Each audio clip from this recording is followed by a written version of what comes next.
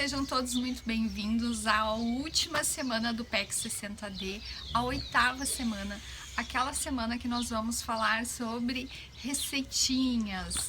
Hoje venho te convidar a sentar aqui comigo no meu jardim e batermos um papo bem descontraído a respeito de como transformar a sua cozinha. E é lógico que esse é um assunto que eu adoro, mas nem sempre foi assim, sabia? Eu era péssima na cozinha e eu odiava, mas odiava mesmo cozinhar.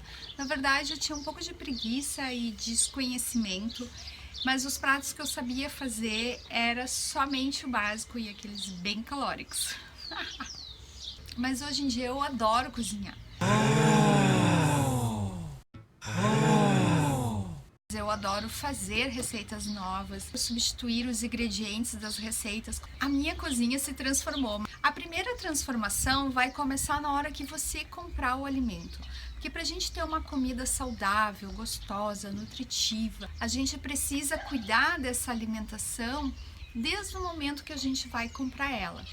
Então, desde a escolha no supermercado das marcas, dos alimentos, dos produtos que você vai comprar, até quando você vai na feira ou quando você vai escolher as suas carnes, tudo é importante, porque se a gente não cuidar da matéria-prima, o resto não dá certo. Eu quero conversar com vocês sobre 3 coisas que foram transformadoras na minha cozinha. Então, o primeiro hábito que mudou aqui em casa: descasque mais, desembale menos. O que isso quer dizer? Antes, as nossas compras iam tudo pro armário. Os armários eram cheios de latinhas, caixinhas, pacotinhos, embalagens, 1000 embalagens. A geladeira já não era mais vazia, assim. Não tinha tanta coisa dentro da geladeira, a não ser nas caixinhas e nas latinhas, enfim. Quando a gente começou esse movimento de uma vida mais saudável, de comer melhor, que você já deve ter visto lá na minha história, se não viu, volta lá e daí você vai ver. Mas quando a gente iniciou esse movimento de comer melhor, uma das coisas que eu percebi foi essa inversão. O nosso lixo orgânico começou a ficar muito mais cheio e começou a ser necessário trocar o lixo orgânico muito mais vezes por dia. E o lixo seco era sempre cheio de embalagem de pizza, embalagem de lasanha, embalagem de bolacha, de biscoito, de chocolate, de Nescau, de margarina, de óleo, cup noodles, de tudo que tu pensar em embalagem, tudo isso foi deletado da nossa vida. E aí a gente começou a se interessar por outros setores do supermercado, como a feira e o açougue, por exemplo. Falando na feira, esse é um hábito que mudou bastante aqui em casa. A gente começou a explorar as feiras locais. Meu Deus, tá ficando frio, vou colocar o meu casaco. Aqui na minha cidade, por exemplo, você vai encontrar várias coisas na feira.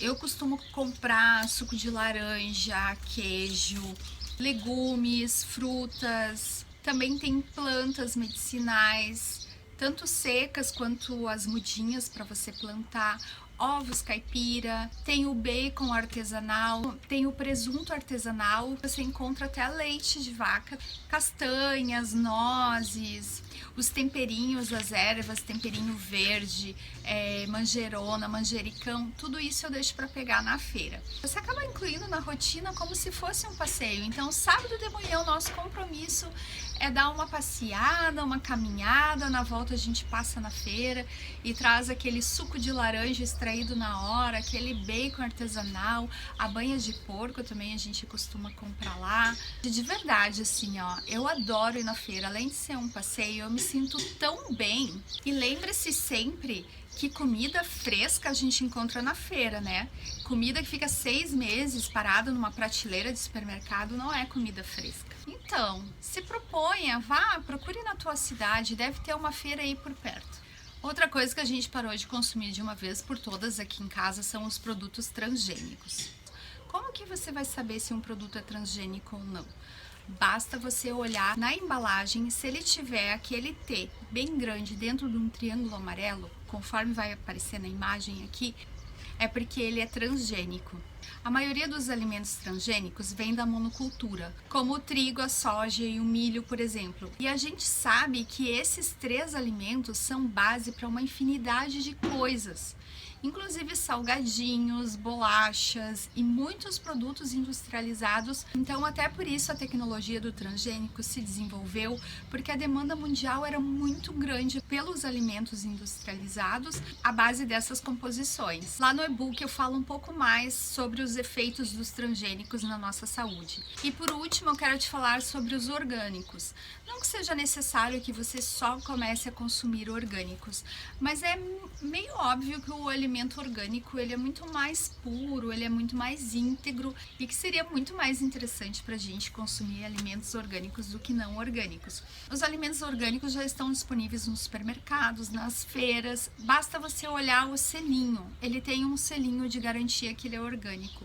É muito importante você observar esse selo, porque para o produtor ter o seu produto certificado como orgânico, ele precisa cumprir uma série de requisitos do Ministério da Agricultura e inclusive não pode ter nenhum outro agricultor na redondeza que use qualquer tipo de agrotóxico. Mas uma solução bem legal e bem simples, e foi a solução que eu achei, é plantar o meu próprio alimento.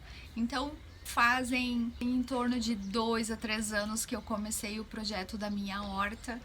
Eu tenho um pomar em vasos e tenho também temperos, alguns temperos. E isso é uma coisa bem legal que você também pode estar fazendo aí na sua casa ou até mesmo na sacada do seu apartamento. Em qualquer lugar, não é desculpa, porque um vasinho de temperinho verde todo mundo tem um lugarzinho para colocar. Então não é necessário que você gaste uma fortuna em orgânicos e nem que você fique correndo para todo lado para procurar que nem uma paranoica, porque a gente pode plantar várias coisinhas em casa, desde os temperinhos que a gente vai usar no dia a dia na comida, como algumas outras coisas dependendo do espaço que você tem e da disponibilidade que você tem para cuidar. Mas não é muito difícil não. Olha só, atrás de mim ali, ó, eu tô me arriscando a plantar um chuchu. Esse chuchu estava velho dentro da gaveta da minha geladeira e ele começou a nascer um pendãozinho. Em vez de eu jogar fora, eu coloquei ele dentro de um vasinho. E hoje eu fiz isso com uma beterraba também. Não sei se vai dar certo, mas eu vou fazer. Outra coisa que você pode reproduzir também, comprar e reproduzir na sua casa é o alho poró. Não precisa comprar toda vez, é só colocar ele num vasinho, pode ser com água ou com terra, e ele vai continuar crescendo. Essas atitudes são assim atitudes genéricas, né? Mas quando eu me propus a ter uma alimentação mais limpa, mais clean, eu precisei retirar todas essas coisas da minha vida e eu me sinto muito melhor assim. E eu acredito que todo o bem-estar que eu sinto hoje em dia não venha só de uma atitude, não venha só de uma única ação. É o todo, entendeu? Foi toda a conscientização, inclusive a nível ecológico, digamos assim, que me fez mudar toda a minha forma de ver o alimento, né? Ver o alimento com mais amor, com mais carinho, ver o alimento como uma fonte de energia, onde eu preciso procurar o melhor, o mais sustentável, aquele que pode se renovar na natureza. E não tem sensação melhor na vida do que a gente mesmo conseguir produzir o alimento e comer, servir uma cenoura, uma beterraba, um tomatinho cereja, um alfacinho que você produziu na sua casa com muito amor e carinho e com todo o controle, sabendo o que você colocou ali de veneno, a forma como você cuidou. Por exemplo, eu cuido das minhas plantas só à base de adubos orgânicos e venenos orgânicos, né? Então, eu faço reciclagem do pó de café, das cascas de ovos, e tudo isso vai para minha horta e depois retorna para minha mesa. E eu acho isso lindo! E faça aí na sua casa também.